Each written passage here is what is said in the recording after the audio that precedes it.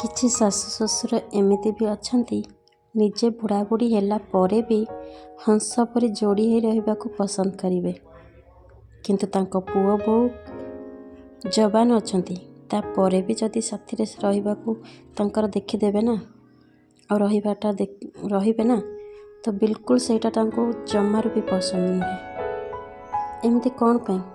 ଆଉ ସେଠି ତାଙ୍କ ଝିଅ ଜ୍ୱାଇଁ ଯଦି ସେମିତି ରହୁଥିବେ, ବହୁତ ଖୁସି ରହୁଥିବେ। ନାଇଁ ମୋ ଜ୍ୱାଇଁ ବିଲକୁଲ ବି ମୋ ଝିଅକୁ ଏକା ଛାଡ଼ିବା ପାଇଁ ପସନ୍ଦ କରେନି। ମୋ ଝିଅକୁ ମୋ ଜ୍ୱାଇଁ ବହୁତ ଭଲ ପାଏ।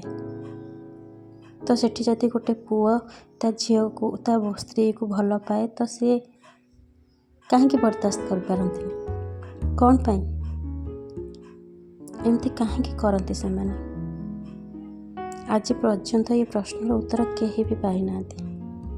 କ'ଣ ପାଇଁ ଏମିତି କରନ୍ତି? କାହିଁକି କରନ୍ତି? ବହୁତ କଷ୍ଟ ହୁଏ।